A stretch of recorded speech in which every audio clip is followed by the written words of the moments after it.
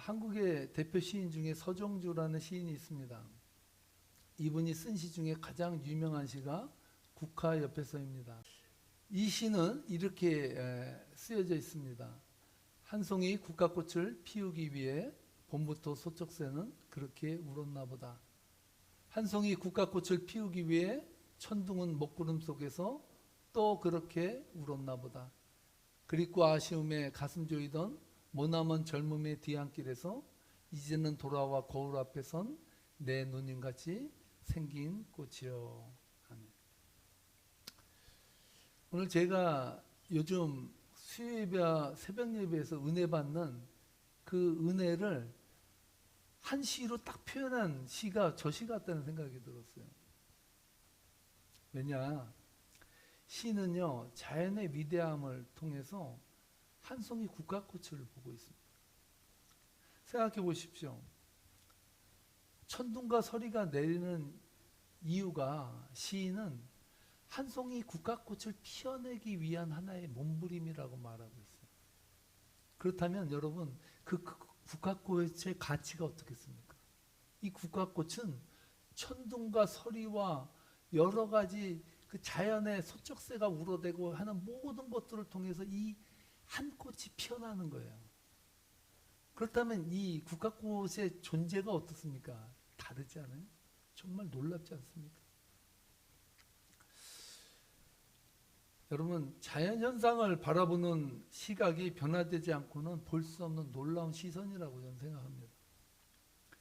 우리 인생도 마찬가지예요. 여러분, 우리의 인생이 행복해지려면 어떻게 해야 여러분의 인생이 행복해질 거라고 생각합니까? 많은 사람이 생각합니다. 나의 환경이 변화되면 나는 행복해질 것이다. 그래서 환경 탓을 해요. 내가 이렇게 불행한 것은 환경 때문이야 라는 말을 합니다.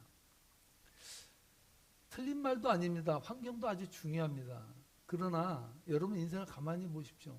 환경이 변화돼도 불행한 사람들이 많습니다.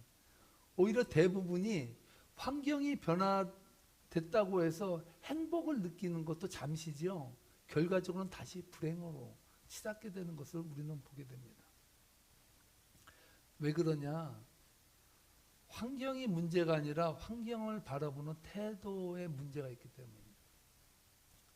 저는 성경의 인물 중에 가장 불행한 왕을 꼽으라면 사울왕을 꼽습니다. 사울왕을 하나님이 뽑을 때 모든 사람들이 뭐라고 얘기했냐면 저 사울은 왕이 될 상이라고 말했습니다. 용모가 준수하고 키도 크고 누가 봐도 매력이 있는 사람이 사울왕이었습니다. 반대로 다윗은 볼품이 없어서 이 말제 아들 아예 제시켰던 사람이 그 사람은 볼 필요도 없다. 왕이 될 상이 아니다. 그렇게 봤던 사람이 다윗이에요. 근데 아이러니하게도요. 다윗이 인생을 망친 원인이 뭐 때문인지 아십니까? 다윗 때문에 인생이 망친 사람이 사울이에요. 다윗이 골리앗 장군을 때려 눕혔을 때 그가 돌아오는 길에 여인들이 속옷치면서 춤을 추면서 이랬어요. 사울이 죽인 사람은 천천히고 다윗이 죽인 사람은 만만이라고. 아니, 만만이라도 자기 밑에 있는 신복인데 자기 이름이 올라가는 건데요. 사울은 그때부터 다윗을 주목했다고 말합니다. 그때부터 마음속에 다윗이 들어와 버렸어요. 저 다윗 때문에 내 인생이 다 망가졌다는 거예요. 내가 안 행복하다는 거예요. 그래서 사울 왕은요, 자기 인생의 전부를 거의 대부분을요 다윗을 죽이려고 쫓아다니다 끝나버렸어요. 결과가 어떻게 됐습니까? 다윗 잡으려다가요 사울이 죽임을 당하게 됐어요. 얼마나 불행한 일입니까? 불행한 인생을 살아가는 사람들의 특징을 한마디로 말하면요, 너 때문이야라는 거예요. 너 때문에 안 되고 너 때문에 망하고 너 때문에 불안하다는 거예요.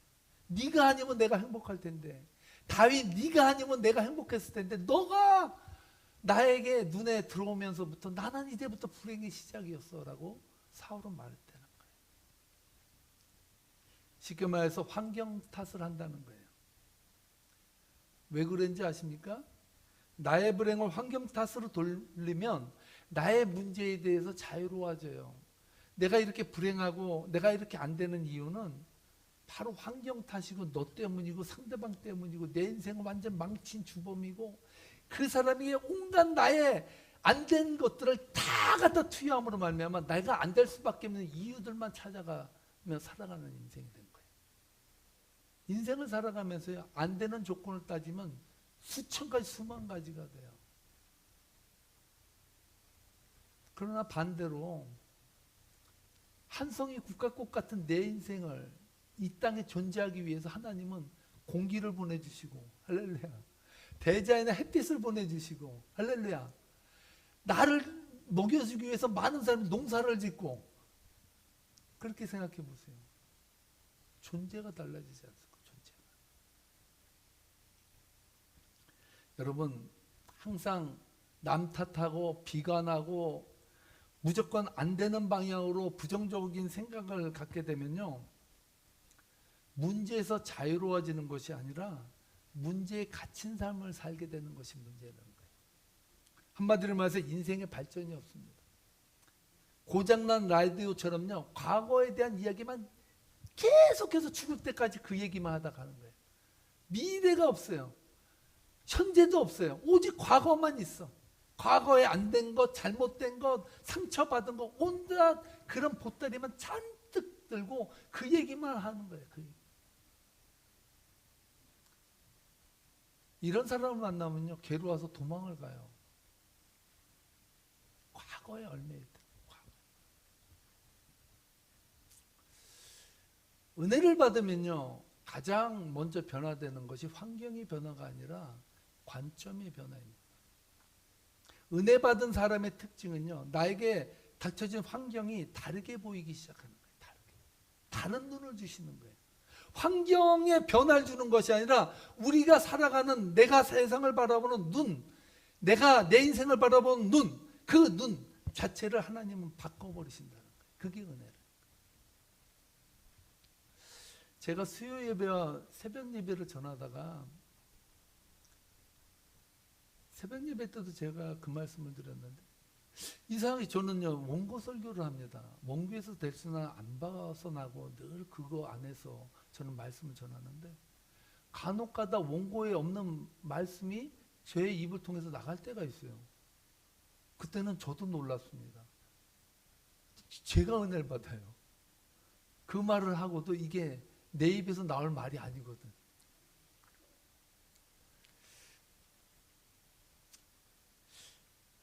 여러분, 인생이 행복해지려면 너 때문에라는 말에 꽂히지 말고 나 때문이라는 생각에 집중돼야 된다는 거예요. 저런 인간 만나서 참 나는 불행한 인생이다 가 아니라, 모나고 나중심적이고 이기적인 나를 훈련시키고 변화시키기 위해서 참 거지 같은 사람들이 날 위해서 참 노력한다. 참 저 인간들도 얼마나 힘들까. 나 하나를 만들기 위해서. 그렇다면 여러분들을 힘들게 했고 여러분들에게 상처 준 사람들에게 가서요, 절해줘야 돼요. 당신이 내 인생을 만들어가고 있다고. 피할 대상이 아니라요, 옆에 둘 대상에 가면 안 돼. 당신 계속 나를 길들여 줘야 돼. 언제까지? 내가 하나님 앞에 스스로 온전히 긍정적으로 쓸 때까지 내 곁에 있어줘. 이렇게 얘기해야 된다는 거예요. 이게 영적인 눈이라는 거예요. 영적인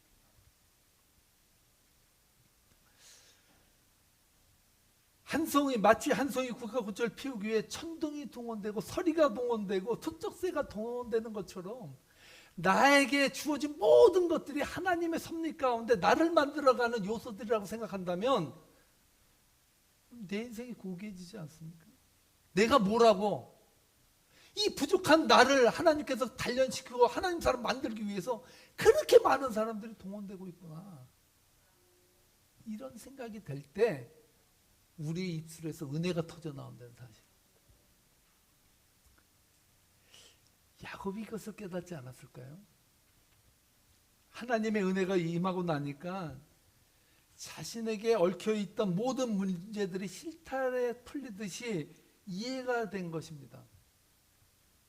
억지로 아버지 이삭을 속여서 장자의 축복을 받아내라고 계속 어머니가 부추겼잖아요. 그것 때문에 가가지고 장자권을 받으려고 아버지 이삭을 속였잖아요. 도망가면서 얼마나 이삭이 엄마를 원망했을까요? 엄마 날 사랑한다더니 엄마의 그 사랑이 나를 망쳤어. 엄마 때문에 나 지금 도망가잖아 지금. 이게 뭐야 내 인생 돌려도 이렇게 말해도 충분한 것이 야곱의 삶이었어요. 형 에서는 어떻습니까? 자신을 죽이려고 그렇게 달려들고 완전히 그냥 칼을 갈고 있는 그 형을 피해서 지금 도망가고 있지 않아요. 얼마나 형이 미워요. 내 인생에 형만 없었으면 내 인생이 이렇게 되지 않았을 텐데 왜 하필 내 인생에 쌍둥이 형이 나타나가지고 내 인생을 이렇게 곤란하게 만드는 거야. 그렇게 생각하지 않았을까요? 근데 하나님을 만나고 나니까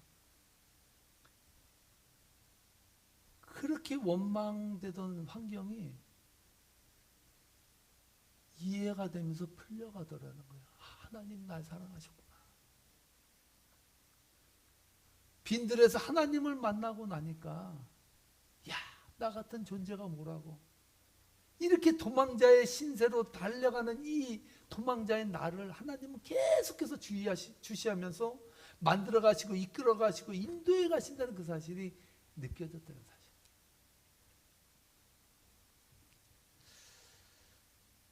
여러분, 야곱이 빈들에서 하나님을 만나고 나서 환경이 변했습니까? 문제가 풀렸습니까? 하나도 환경이 풀린 거 없고요. 문제가 풀린 거 한 개도 없습니다. 한 가지 변화가 된 것이 있다면 인생을 나 혼자서 고독하게 개척하며 살아가야 되는 줄 알았는데 나는 혼자가 아니구나 라는 사실을 야곱은 뼛속 깊이 느꼈다는 거예요. 이게 아닙니까? 내가 어느 입장에 서하던 내가 어느 환경에 있던 하나님은 이런 부족한 내가 뭐라고 계속해서 나는 너를 사랑한다. 나는 너를 붙들어준다. 나는 너와 함께 할 것이다 라는 것을 하나님 구체적으로 들판에서 보여주셨다는 사실이에요. 사랑하는 성도 여러분, 여러분 인생을 살면서 고독하고 외롭고 힘들고 나만이 인생을 괴롭게 산다고 여러분 생각하십니까? 꿈 깨십시오. 착각입니다. 하나님은 여러분을 한 번도 버리신 적이 없고 하나님은 여러분들을 문제들 속에서 항상 그 문제를 가운데서 함께 하셨으며 그 문제를 통해서 여러분들을 다뤄가고 계시다는 사실이에요. 지난번 성경 공부에서 어떤 분이 이런 질문을 했습니다. 하나님을 믿으면 인생의 끝이 축복으로 끝나야 되는 것이 아닙니까? 만약에 인생의 마지막까지 꼬인 인생으로 살아간다면 그것은 축복이 아니라 저주가 아닐까요? 나는 진지한 인생의 질문을 저에게 던졌습니다.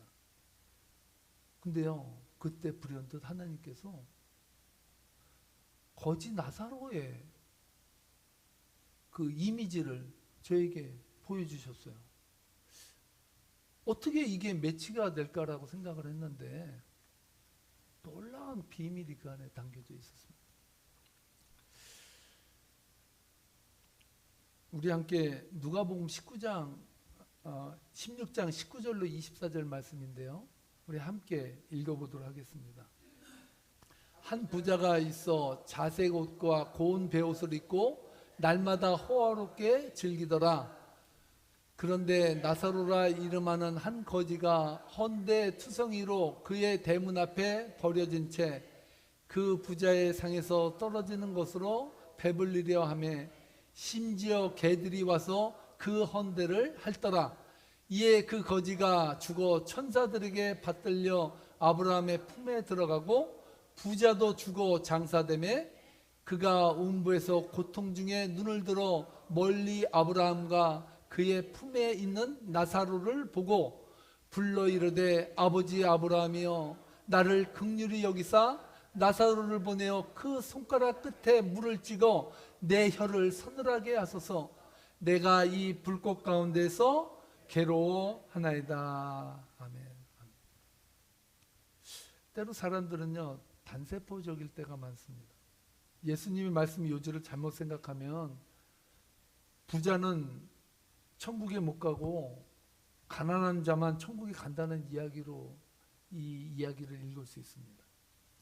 그렇게 성경을 읽으면요 이원론적인 극단에 빠지고요 하나님의 말씀해 주신 그 말씀의 메시지를 벗어나는 이야기가 됩니다.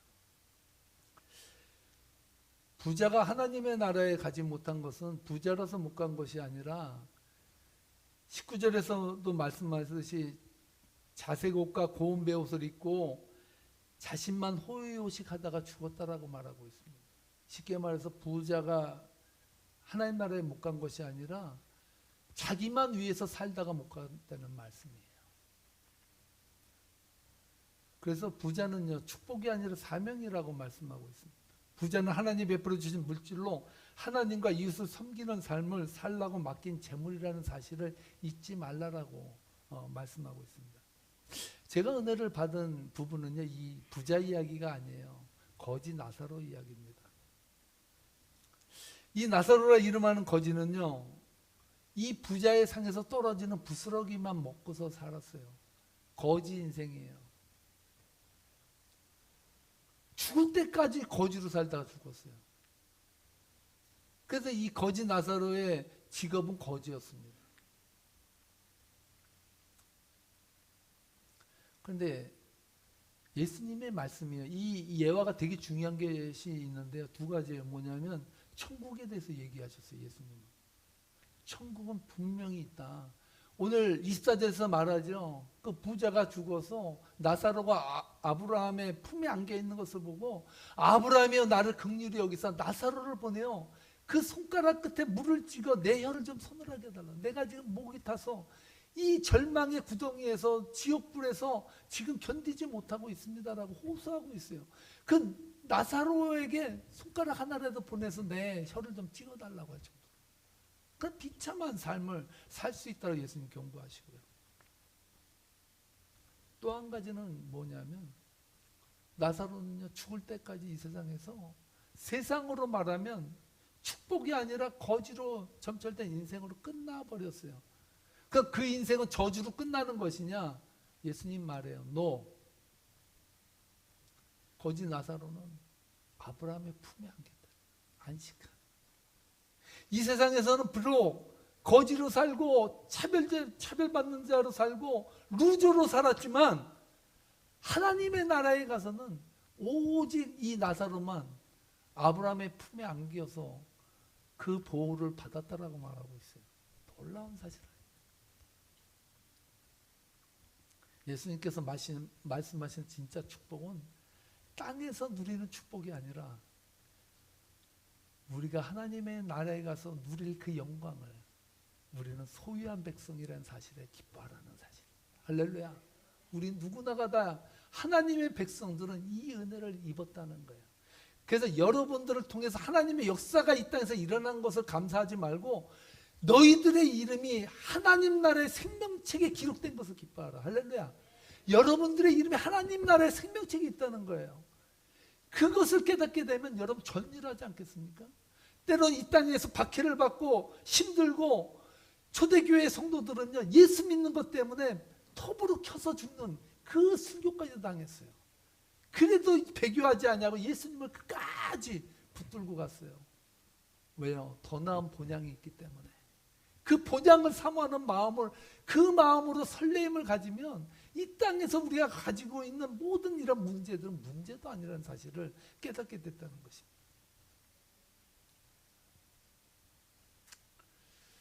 오늘 본문의 야곱을 보십시오. 1절 말씀에 보면 야곱이 길을 떠나 동방 사람의 땅에 이르렀다라고 말하고 있습니다. 동방 사람의 땅이라는 지역은요 메소포타미아의 북서부 쪽에 있는 지역을 지칭하는데요. 하란의 근처라고 말하고 있습니다. 야곱이 우물가에 모인 사람들의 출신 지역을 물었을 때 하란에서 온 사람이라고 말하는 것으로 보아 야곱이 가려고 하던 하란에서 아주 가까운 지역이라는 것을 알 수가 있습니다. 성경에서 야곱이 부에세바로부터 하란까지 오는 이 길의 과정 속에서는 빈들에서 만난 하나님 위에는 어떤 얘기도 안 해주고 있어요. 그렇다고 해서 어떠한 일이 없었다는 건 아니에요. 왜냐? 그 길이요, 부엘세바에서 하란까지, 장작 메소포타미아 하란 근처까지 오는데 직선거리로 700마일, 700km였습니다. 어마어마한 길에 700km를 걸어서 온 거예요. 그뿐입니까? 이 길은 직선거리고 돌아서 가면 900km가 넘는다라고 해요. 그렇게 엄청나게 먼 길을 그냥 사연을 가지고 하나님의 은혜 붙들고 거기까지 왔다는 사실이에요. 이 긴 거리를 오가는 동안에 야곱은요, 한 가지 확신이 있었어요. 뭐냐? 주님이 나와 지금 동행하고 있다는 담대함. 그 담대함으로 메소포타미아 북서부 지역까지 왔다는 거예요. 더 한 가지 놀라운 사실이 있어요. 한 우물가에 갔는데 그 우물가에서 만난 사람들이 기가 막힌 사람들이에요. 4절 5절 말씀인데요. 함께 읽어보겠습니다. 야곱이 그들에게 이르되 내 형제여 어디서 왔느냐? 그들이 이르되 하란에서 왔노라. 야곱이 그들에게 이르되 너희가 나홀의 손자 라반을 아느냐? 그들이 이르되 아노라. 아니, 미국에 사는 어떤 분이요, 한국이 되게 작은 땅이라고는 말을 들었다고 해요. 근데 자기 아들이 미군으로 한국에 파병이 됐는데 한국에서 왔다는 그 이민 온 사람을 만나가지고 너무 반가워서 내 아들 존하냐고 물어보더라는 거예요. 존이 한둘이겠어요? 거기다 뭐 미군이 뭐 한 마을에 같이 뭐 주둔해서 사는 거예요? 그것도 아닌데 존 아냐고 물어보더라는 거예요. 여러분 생각해 보세요. 야곱이 우연히 우물가로 갔는데 우물가에서 사람을 만났어. 근데 그 만난 사람들이요, 자기의 외삼촌 라반 옆집에 사는 사람들이야. 놀라운 일 아니에요? 놀라운 일? 하나님은 야곱과 함께 했을 뿐 아니라 야곱보다 앞서 행하셨다는 거예요. 할렐루야. 거기서 놀라운 사람들을 만나게 합니다. 어디 그뿐입니까? 거기서 또 한 가지 놀라운 사실이 또 터져요. 6절 말씀인데요.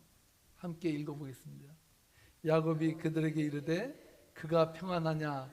이르되 그가 평안하리니라. 그의 딸 라헬이 지금 양을 몰고 오느니라. 아멘. 할렐루야. 이쯤이면요, 남의 일이라도 할렐루야 해줘야 돼요. 여러분 인색하게 하지 마요. 너무. 야곱이 거기서 친척 외삼촌 라반을 아는 사람을 만난 것뿐만 아니라 라반의 딸 라헬이 오는 것까지도 알려줬다는 그 사실이 놀랍지 않습니까? 제 남의 일이라도 이게 은혜 아니에요? 이게 은혜? 어떻게 거기서 자기 외삼촌의 딸을 만나? 그 딸을 만난 거예요. 딸을 만나.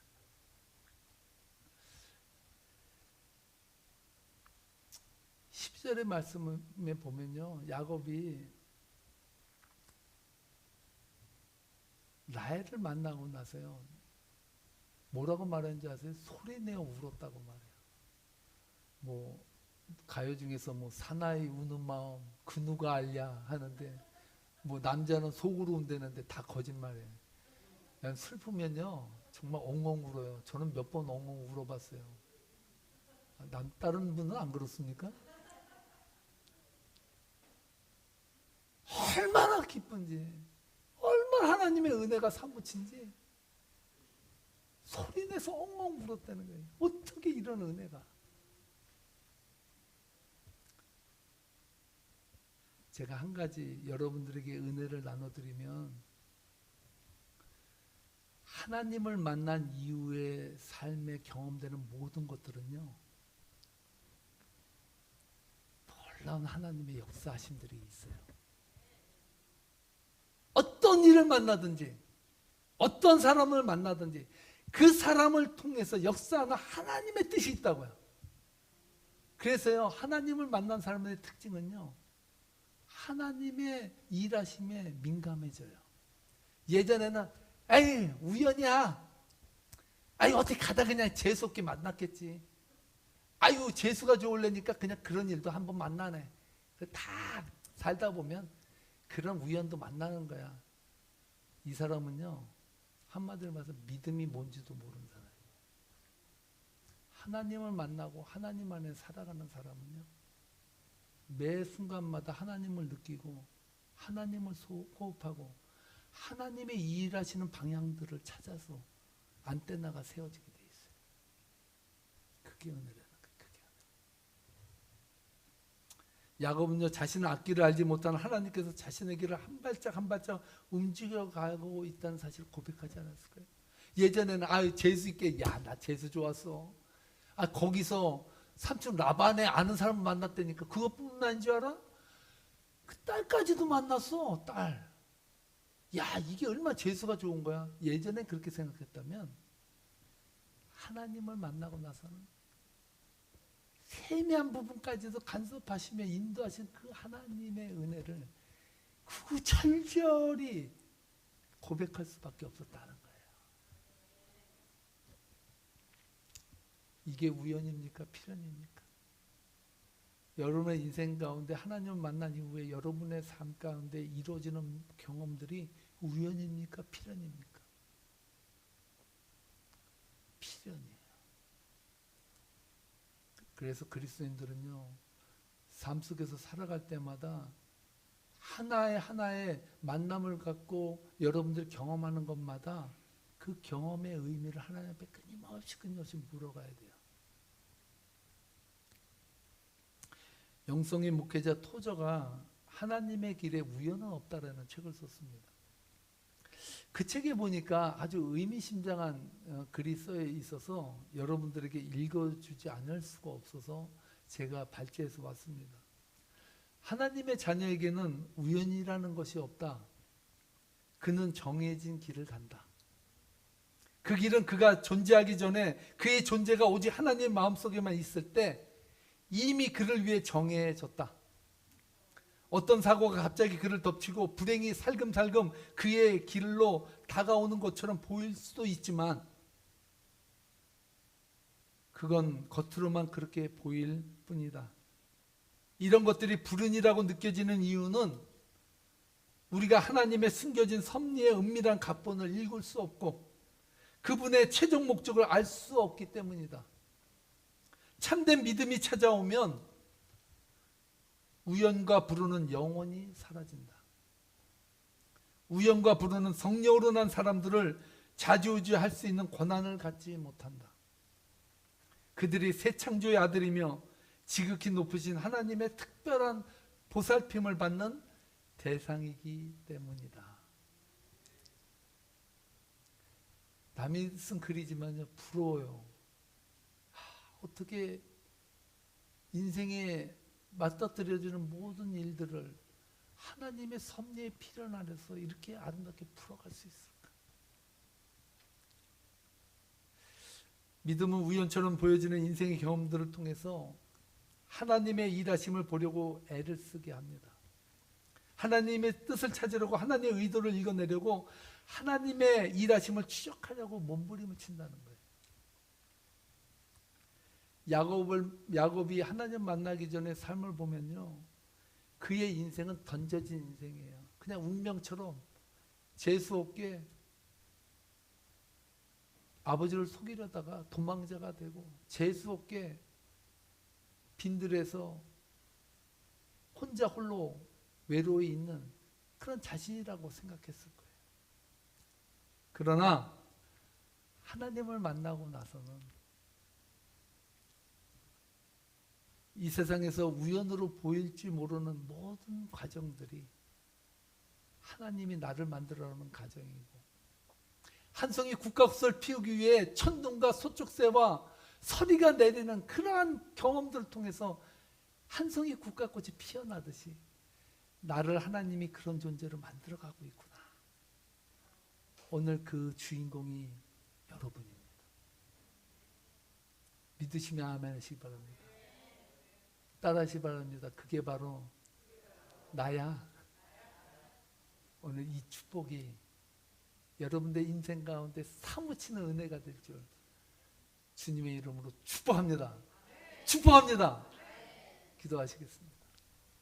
하나님 감사합니다.